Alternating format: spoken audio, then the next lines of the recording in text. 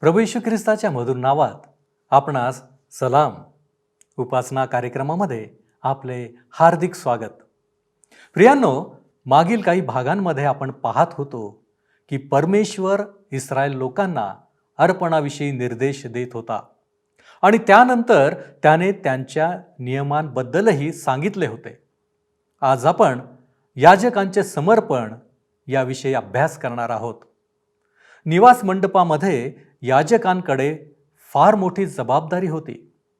म्हणूनच त्यांच्याविषयी आजचे अध्ययन महत्त्वपूर्ण ठरणार आहे. तर मग चला प्रियांनो, आपण आपल्या अध्ययनाची सुरुवात करूया. श्रोतनो, आज आम्ही लेवीचे पुस्तक 8वा अध्याय अभ्यासणार आहोत. ह्या अध्यायामध्ये याजकांच्या समर्पणाचा विधी पाहण्याकरिता संपूर्ण मंडळीला बोलावणे, अहरोन व त्याच्या पुत्रांची स्वच्छता, प्रमुख याजकाला वस्त्र घालणे, प्रमुख याजकाचे समर्पण, याजक अहरोन ह्यांना वस्त्र घालणे, त्यांची स्वच्छता करणे, अहरोन व त्याच्या पुत्रांना आज्ञा देणे इत्यादी गोष्टी आम्ही अभ्यासणार आहोत. याजकाच्या समर्पणाविषयीच्या एका नवीन भागात आता आपण येत आहोत. याजकांचे समर्पण फार महत्त्वाचे होते, कारण त्याद्वारे आज आमच्या मंडळात समर्पणाचा जो अर्थ आहे त्यावर प्रकाश पडेल. आज समर्पणाचा खरा अर्थ लोप पावला असून फक्त एक विधी मात्र पूर्ण केला जातो. इब्री-लोकासपत्र 7वा अध्याय 28वे वचन सांगते. इब्री-लोकासपत्र 7वा अध्याय 28वे वचन. नियमशास्त्र दुर्बळ अशा माणसांना प्रमुख याजक नेमिते, पण नियमशास्त्रानंतरचे शपथ वाहून उच्चारिलेले वचन युगानुयुग परिपूर्ण केलेल्या पुत्राला नेमिते. आता आमचे लक्ष अर्पणावर नाही तर याजकांकडे वेधल्या जात आहे. आपण पितळेच्या वेदीला सोडून आता पितळेच्या गंगाळाजवळ जात आहोत. ह्याच गंगाळाजवळ परमेश्वराने एका पापी व्यक्तीच्या पापांचा प्रश्न नेहमीकरिता सोडवला. मात्र ह्याचा अर्थ असा नाही की वाचलेला पापी परिपूर्ण होता. त्याने तरीसुद्धा पाप केले, म्हणून परमेश्वर त्याला त्या गंगाळाजवळ नेत असे, जेथे त्याला धुवून त्याला स्वच्छ ठेवित असे. आताही परमेश्वर आम्हाला पितळेच्या गंगाळाजवळ नेऊन धुतो व स्वच्छ करतो. प्रभू येशू ख्रिस्ताचे रक्त आम्हाला सतत पापापासून शुद्ध करीत राहते.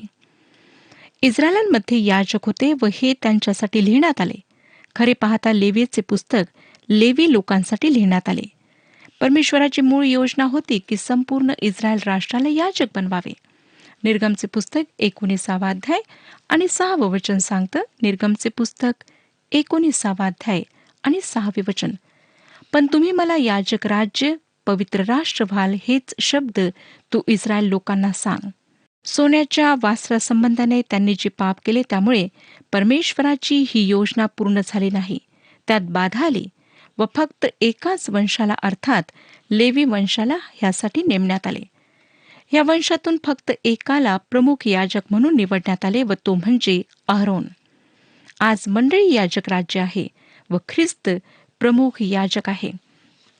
इब्री-लोकासपत्र 8वा अध्याय आणि पहिलं वचन आम्हाला सांगतं. इब्री-लोकासपत्र 8वा अध्याय पहिले वचन. सांगण्याचा मुख्य मुद्दा हा आहे की स्वर्गामध्ये राजवैभवाच्या सिंहासनाच्या उजवीकडे बसलेला असा प्रमुख याजक आपल्याला आहे. पेत्राचे पहिले पत्र 2रा अध्याय 9वं वचन सांगतं. पेत्राचे पहिले पत्र 2रा अध्याय 9वे वचन. पण तुम्ही तर निवडलेला वंश, राजकीय याजकगण, पवित्र राष्ट्र, देवाचे स्वतःचे लोक असे आहात, ह्यासाठी की ज्याने तुम्हास अंधकारातून काढून आपल्या अद्भुत प्रकाशात पाचारण केले, त्याचे गुण तुम्ही प्रसिद्ध करावे. तसेच प्रगटीकरणाचे पुस्तक 5वा अध्याय आणि 10वं वचन सांगतं. प्रगटीकरणाचे पुस्तक 5वा अध्याय 10वे वचन. आणि आमच्या देवासाठी त्यास राज्य व याजक असे केले आहे आणि ते पृथ्वीवर राज्य करीतील. प्रगटीकरणाचे पुस्तक 1 अध्याय 6वं वचन. प्रगटीकरणाचे पुस्तक 1 अध्याय 6वे वचन. आणि आपल्याला राज्य आणि आपला देव व पिता ह्याच्यासाठी याजक असे केले. त्याला गौरव व पराक्रम हे युगानुयुग आहेत. आमेन. इब्री-लोकासपत्र 13वा अध्याय 10वं वचन सांगतं. आपल्याला अशी वेदी आहे की जिच्यावरचे खाण्याचा अधिकार मंडपाची सेवा करणाऱ्यांना नाही. श्रोत्यानो, ही वेदी आज स्वर्गात आहे. ती कृपेच्या सिंहासनाजवळ आहे. देवाचे सेवक डॉक्टर मगे म्हणतात, भविष्य काळात मंडळीला वर घेतल्या गेल्यानंतर माझा विश्वास आहे की 1000 वर्षाच्या ख्रिस्त राज्यात इस्रायल राष्ट्र ह्या पृथ्वीवर याजकाच्या रूपात राहील. याजकाची व्याख्या मानवाने करावी म्हणून मानवावर सोपविण्यात आली नाही, परंतु तिला पवित्र शास्त्रात स्पष्ट करण्यात आले आहे. इब्री लोकासपत्र 5 अध्याय पहिलं वचन सांगतं. इब्री लोकासपत्र 5 अध्याय पहिले वचन पहा. प्रत्येक प्रमुख याजक मनुष्यांमधून घेतलेला असून देवविषयक गोष्टींबाबत मनुष्याकरिता नेमिलेला असतो, ह्यासाठी की त्याने दाने व पापांबद्दल यज्ञ ही दोन्ही अर्पावी. पवित्र शास्त्रात याजकपणाविषयी जे सांगितले आहे त्यात आणि आताच्या वर्तमान स्थितीत याजक किंवा पाळक किंवा देवाचा सेवक ह्याविषयीची जी धारणा आहे त्यात कुठले साम्य नाही. याजक परमेश्वरासमोर मानवाचे प्रतिनिधित्व करतो. मानवाच्या वतीने तो देवाकडे जातो. तो भविष्यद्वक्ताच्या उलट आहे. संदेष्टा किंवा भविष्यद्वक्ता देवाकडून येतो व देवाच्या वतीने मानवाशी बोलतो. याजक मानवाकडून देवाकडे जातो आणि मानवाच्या वतीने देवाशी बोलतो, मानवाचे प्रतिनिधित्व करतो. श्रोत्यांनो, आपणाला आढळेल की प्रभू येशू संदेष्टा व याजक दोन्ही आहे. तो देवापासून आला व देवाच्या वतीने मानवाशी बोलला. तो मानवासमोर देवाला प्रकट करीतो. आता तो मानवाकडून परत परमेश्वराकडे गेला आहे व तो आमचा प्रमुख याजक आहे. तो आमचे तेथे प्रतिनिधित्व करतो. खरे पाहता आम्ही त्याच्यात आहोत. जर आपण त्याच्यात नाही तर आपण तेथे वर सुद्धा नाही. तुम्ही किंवा मी स्वतःहून तेथे कधीच पोहोचू शकत नाही. लेवीचे पुस्तक व याजकत्वाविषयी समजण्यासाठी दर्शन मंडपाविषयी माहिती असणे फार आवश्यक आहे. दर्शन मंडपाची बनावट व याजकत्व ह्यांचा अर्थ व वृत्तांत इतका सखोल आहे श्रोत्यानो, की एका गोष्टीवर अधिक भर देऊन दुसऱ्या गोष्टीला सोडणे आणि चुकीचा अर्थ काढणे ह्यामध्ये धोका आहे. देवाचे सेवक डॉक्टर मगे म्हणतात की दर्शन मंडपाचे बाहेरचे अंगण ह्या पृथ्वीवरील जगाला दर्शविते. ह्याच ठिकाणी ख्रिस्ताचे रक्त सांडले व तो मरण पावला. पवित्र स्थान अदृश्य आहे, ज्या ठिकाणी आमचा प्रमुख याजक गेला आहे. खरे पाहता प्रभू येशू वधस्तंभावर मेला आणि स्वर्गात परत गेला तेव्हा अगदी हेच घडले. त्याने दर्शन मंडप आणि त्याचा अर्थ जो ह्या पृथ्वीवर क्षितिज समांतर होता त्याला त्याने जमिनीशी काटकोनात बदलवले. तीच वेदी ह्या पृथ्वीवर आहे ज्यावर ख्रिस्त मरण पावला. पवित्र स्थान वर स्वर्गात आहे व अजून सुद्धा तो अतिपवित्र स्थानात आहे. ही वचने ऐका ज्यामध्ये ह्याचे स्पष्टीकरण देण्यात आले आहे. इब्री लोकासपत्र 4 अध्याय आणि 14 वचन पहा. तर मग आकाशातून पार गेलेला देवाचा पुत्र येशू हा थोर प्रमुख याजक आपल्याला आहे, म्हणून आपण जो पत्कर केलेला आहे तो दृढ धरून राहू. इब्री लोकासपत्र 9 अध्याय 11 वचन. इब्री लोकासपत्र 9 अध्याय 11 वचन. ख्रिस्त हा पुढे होणाऱ्या चांगल्या गोष्टींसंबंधी प्रमुख याजक होऊन आला व जो हातांनी केलेला नाही, म्हणजे ह्या सृष्टीतला नाही, अशा अधिक श्रेष्ठ व पूर्ण मंडपातून. इब्री लोकासपत्र 8 अध्याय पहिली 2 वचने सांगतात. सांगण्याचा मुख्य मुद्दा हा आहे की स्वर्गामध्ये राजवैभवाच्या सिंहासनाच्या उजवीकडे बसलेला असा प्रमुख याजक आपल्याला आहे. तो पवित्र स्थानाचा म्हणजे माणसाने नव्हे तर प्रभूने घातलेल्या खऱ्या मंडपाचा सेवक आहे. इब्री लोकासपत्र 9 अध्याय 23 आणि 24 वचने. इब्री लोकासपत्र 9 अध्याय 23 आणि 24 वचने. ह्याप्रमाणे स्वर्गातील गोष्टीचे नमुने अशाने शुद्ध होणे आवश्यक होते. प्रत्यक्ष स्वर्गीय गोष्टी तर ह्याहून चांगल्या यज्ञांनी शुद्ध होणे आवश्यक होते. आज तो वर तेथे आहे. ही वास्तविकता आम्ही आमच्या विश्वासात आणायला हवी. बरेचदा श्रोत्यानो, आम्ही विधींचे पालन करतो आणि आमच्या विश्वासाची वास्तविकता विसरून जातो. प्रभू ख्रिस्त ह्या क्षणाला तेथे वर आहे. त्याच्याद्वारे आपण परमेश्वराजवळ जाऊ शकतो.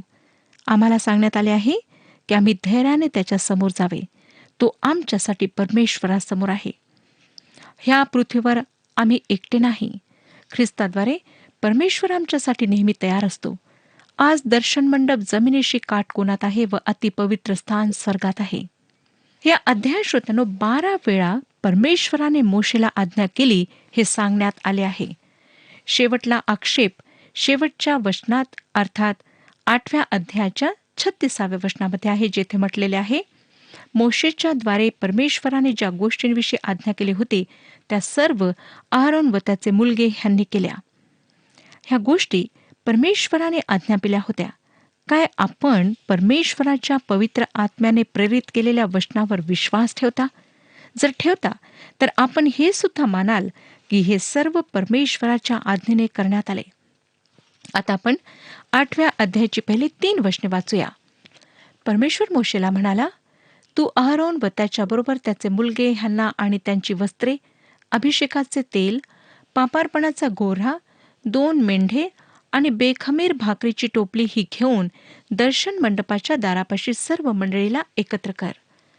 मोशेला आज्ञा करण्यात आली की त्याने अहरोन आणि त्याच्या पुत्रांना व ज्या वस्तू याजकांच्या समर्पणाच्या विधीमध्ये उपयोगात आणण्यात येतील त्यांना घेऊन दर्शन मंडपाच्या दारात आणावे. ह्यातील प्रत्येक वस्तू एक फार महत्वाचा अर्थ प्रगट करते. नंतर त्याने संपूर्ण मंडळीला याजकांचे समर्पण पाहण्यासाठी एकत्र करायचे होते. हा फार प्रभावी असा प्रसंग होता. ते पाहणार होते की कशा प्रकारे परमेश्वर दुर्बळ लोकांना घेऊन त्यांना आपल्या सेवेसाठी अलग करतो, त्यांना आपल्या सेवेसाठी तयार करतो. तुम्हाला व मला सुद्धा परमेश्वर श्रोत्यांनो अशाच प्रकारे अलग करतो.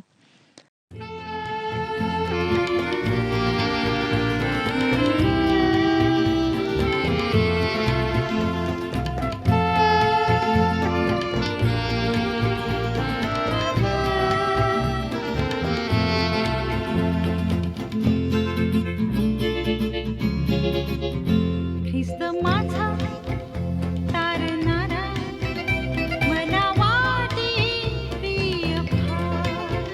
ख्रिस्त माझा तारणारा, मला वाटे प्रिय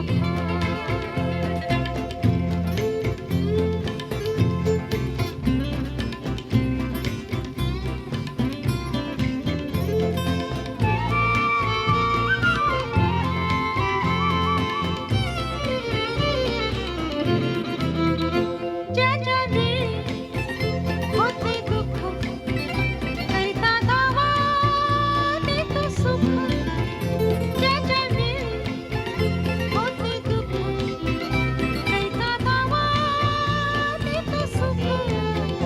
ख्रिस्त माझा तारणारा, मला वाटे प्रिय फार. ख्रिस्त माझा तारणारा, मला वाटे प्रिय फार.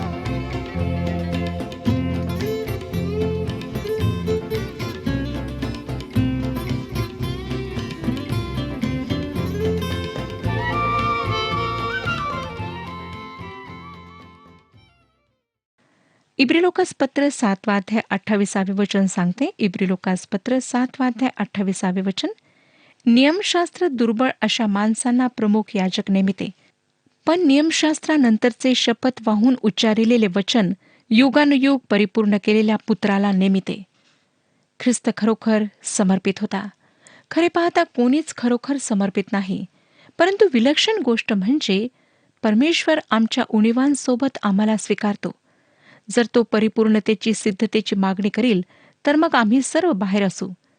परमेश्वराची स्तुती असो, त्याचा धन्यवाद असो की तो जसे ते आहेत तसे त्यांना स्वीकारतो. 4 आणि 5 वचने बघा. परमेश्वराच्या आज्ञेप्रमाणे मोशेने केले आणि मंडळी दर्शन मंडपाच्या दारापाशी जमली. तेव्हा मोशेने मंडळीला सांगितले, परमेश्वराने जे करावयाची आज्ञा दिली आहे ते हेच. श्रोत्यांनो, मोशेला ज्याची आज्ञा करण्यात आली होती ते तो करतो. लोक सुद्धा आज्ञा पाळून ह्या विधीकरिता एकत्र येतात. मोशे सांगतो की परमेश्वराने जे करावयाची आज्ञा दिली ते तो करीत आहे. 6वं वचन, मोशेने अहरोनाला आणि त्याच्या मुलांना आणून पाण्याने आंघोळ घातले. मोशे अहरोन व त्याच्या पुत्रांना गंगाळाजवळ आंघोळीसाठी आणतो. तो त्यांना आंघोळ घालतो. हे दर्शविते की जर त्यांना परमेश्वराची सेवा करायची आहे तर त्यांनी पवित्र, शुद्ध व स्वच्छ असायला हवे. ते आधीच पापांच्या क्षमेकरिता वेदीजवळ गेले होते, परंतु त्यांना स्वच्छ होण्याची गरज होती. अनेक लोक आज म्हणतात की त्यांचे तारण झाले आहे म्हणून ते सेवेकरिता शिक्षित आहेत. हे खरे आहे श्रोत्यानो की सेवेकरिता तारण होणे ही प्रथम गरज आहे. परंतु सेवेसाठी त्या व्यक्तीचे शुद्ध आणि स्वच्छ होणे आवश्यक असते. आमचा उपयोग होण्याकरिता आम्हाला शुद्ध होणे आवश्यक आहे. पवित्र शास्त्रातील ही वचने ऐका. तीताला पत्र 3 अध्याय 5 वचन. तीताला पत्र 3 अध्याय 5 वचन. तेव्हा आपण केलेल्या नीतीच्या कृत्यांनी नव्हे तर नव्या जन्माचे स्नान व पवित्र आत्म्याने केलेले नवीकरण ह्यांच्याद्वारे त्याने आपल्या दयेनुसार आपणास तारिले. तसेच इब्रिलोकास पत्र 10 अध्याय 20 वचनात सांगितलेले आहे. इब्रिलोकास पत्र 10 अध्याय 20 वचन. म्हणून आपली हृदये सिंचित झाल्याने दुष्ट भावनेपासून मुक्त झालेले व निर्मळ पाण्याने शरीर धुतलेले असे आपण खऱ्या अंतकरणाने व विश्वासाच्या पूर्ण खात्रीने जवळ येऊ. इफिस्करास पत्र 5 अध्याय 26 वचन. अशासाठी की तिला त्याने वचनाद्वारे जलस्नानाने स्वच्छ करून पवित्र करावे. योहानकृत शुभवर्तमान 13 अध्याय आणि 10 वचनामध्ये वचन सांगतं की येशूने त्याला म्हटले, ज्याचे स्नान झाले आहे त्याला पायाखेरीज दुसरे काही धुण्याची गरज नाही, कारण तो सर्वांगी शुद्ध आहे आणि तुम्ही शुद्ध आहात पण सगळेजण नाही. योहानाचे पहिले पत्र 1 अध्याय 9 वचन. जर आपण आपली पापे पदरी घेतली तर तो विश्वसनीय व न्यायी आहे म्हणून आपल्या पापांची क्षमा करेल व आपल्याला सर्व अनितीपासून शुद्ध करेल. पवित्र आत्मा आम्हाला नवीन करतो, पण आम्हाला प्रभूकडून धुतल्या जाण्याची आवश्यकता आहे. तो आम्हाला कशाने धुतो? तो धुण्याकरिता काय वापरतो? देवाचे वचन. देवाचे वचनच आम्हाला शुद्ध करते. प्रभूने म्हटले की त्याच्या शिष्यांनी धुतल्या जाणे आवश्यक आहे, कारण त्यांचे पाय मळीन होते. त्या सर्वांनी आंघोळ केली, त्या सर्वांचे तारण झाले, फक्त यहूदा इस्करियोती सोडून. तरीसुद्धा त्यांचे पाय धुतल्या जाण्याची आवश्यकता होती, जेणेकरून त्यांची त्याच्यासोबत सहभागिता व्हावी. श्रोत्यानो, ही शुद्धता सेवेकरिता होती. आज आम्ही कशा प्रकारे धुतल्या जातो? अंगीकाराद्वारे आमच्या पापांची क्षमा होते आणि आम्ही शुद्ध होतो. काय आपण परमेश्वराकरिता उपयोगात यावे अशी इच्छा बाळगता? मग जाऊन आपली पापे कबूल करा. हे पहिले पाऊल आहे. हा परमेश्वराचा मार्ग आहे. ही त्याची आज्ञा आहे. ही त्याची पद्धती आहे. आम्ही एकतर त्याच्या आज्ञेप्रमाणे करावे किंवा आम्ही सेवेमध्ये नसावे.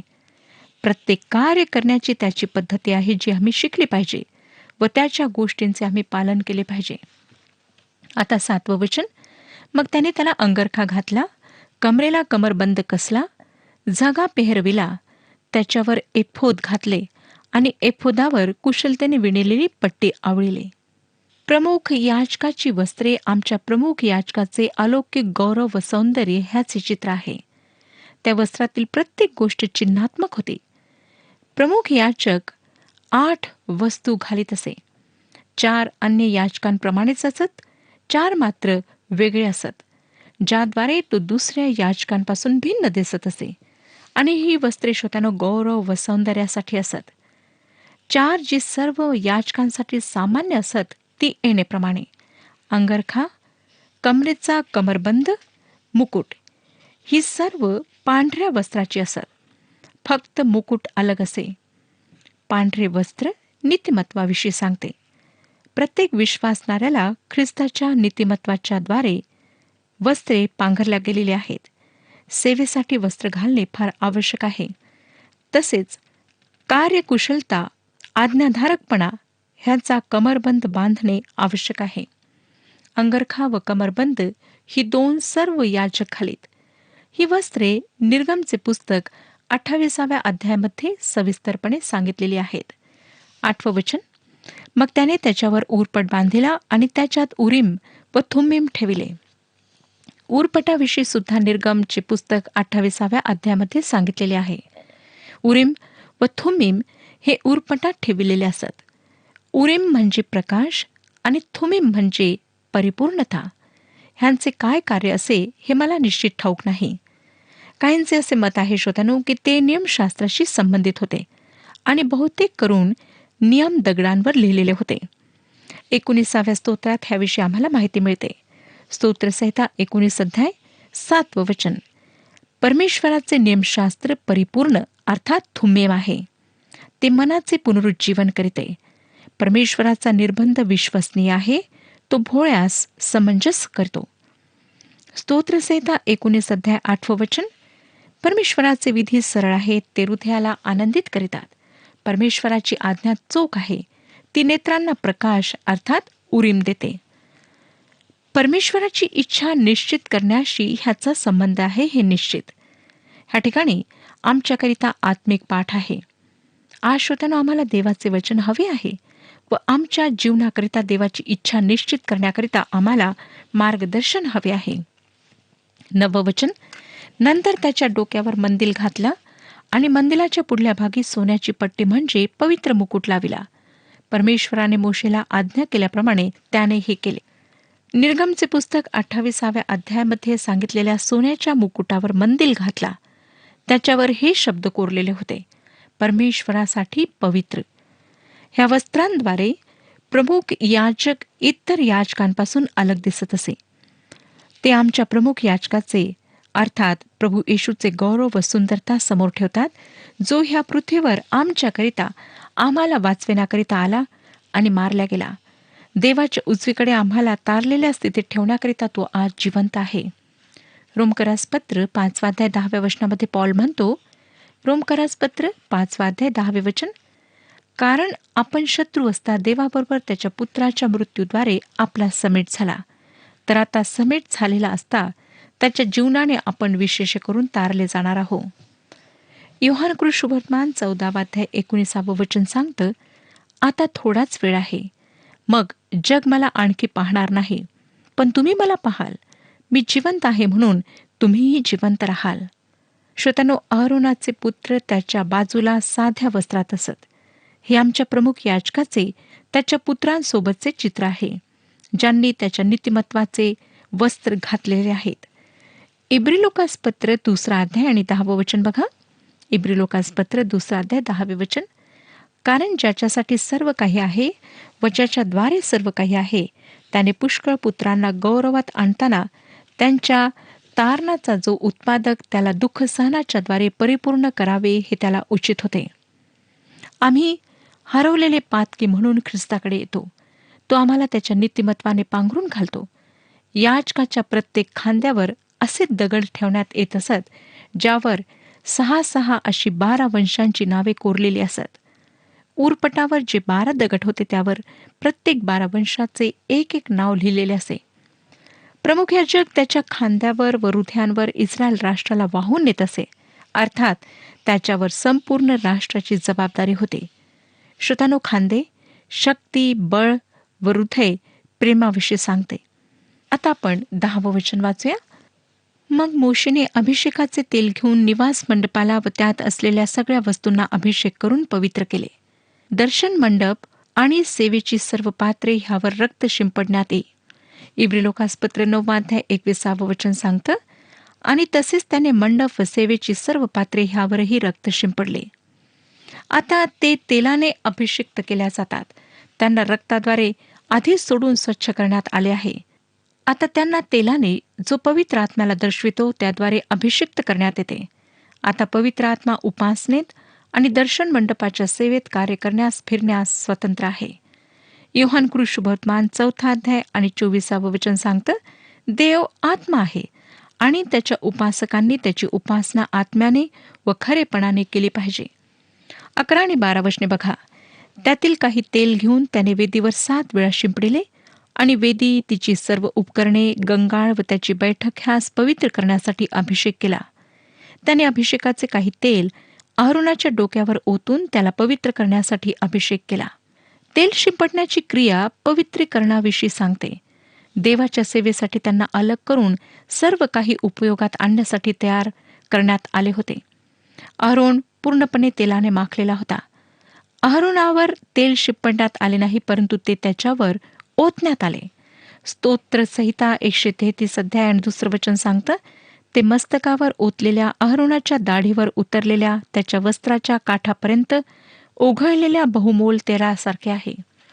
ह्याप्रमाणे श्रोतानो, ख्रिस्ताच्या बप्तिस्म्याच्या वेळी पवित्र आत्मा, ज्याचे चिन्ह तेल आहे, त्याला ख्रिस्तावर ओतण्यात आले. योहान शुभवर्तमान 3 अध्याय आणि 34व्या वचनामध्ये स्पष्ट नमूद करण्यात आले आहे, कारण ज्याला देवाने पाठविले तो देवाची वचने बोलतो, कारण तो आत्मा मोजून मापून देत नाही. दुसऱ्या शब्दात, परमेश्वर त्याच्या पुत्राला पवित्र आत्मा मापून देत नाही. इतर याचकांना रक्त लावण्यापूर्वी अहरोनावर तेल ओतण्यात आले हे लक्षात घ्या. आमच्या प्रमुख याजकाला पापाकरिता अर्पण नको होते, आम्हाला आवश्यक होते, पण त्याला नाही. इब्रिलोकासपत्र 1 अध्याय 9 वचन सांगतं, तुला न्यायप्रिय आहे, अन्यायाचा तुला वीट आहे. म्हणून देवाने तो तुझा देखील देव, याने तुझ्यावर इतर कोणापेक्षा अधिक आनंदाचा वर्षाव केला आहे. 13वं वचन सांगतं, मग मोशेने अहरोनाच्या मुलांना आणले, त्यास अंगरखे घातले, कमरेस कमरबंद कसले आणि त्यास फेटे बांधले. परमेश्वराने मोशेला आज्ञा केल्याप्रमाणे त्याने हे केले. आम्हाला पुन्हा सांगण्यात आले आहे की हे सर्व परमेश्वराच्या आज्ञेप्रमाणे करण्यात आले. हे आम्हाला पुन्हा स्मरण करून देते की आम्ही ख्रिस्ताच्या नीतिमत्वाची वस्त्रे पांघरून असावे. श्रोत्यानो, ही वस्त्रे आम्हाला तेव्हाच प्राप्त होतात जेव्हा आम्ही ख्रिस्तावर विश्वास ठेवून तारण प्राप्त करून घेतो, पापांची क्षमा प्राप्त करून घेतो आणि त्याला आपला व्यक्तिगत तारणारा म्हणून स्वीकारतो. ह्या विषयात परमेश्वर आपले मार्गदर्शन करो आणि आपणाला आशीर्वाद देऊ. हा कार्यक्रम आपणास आवडला काय? आता आम्हाला एक मिस कॉल करा आणि आपण पुढील विजेता होऊ शकता.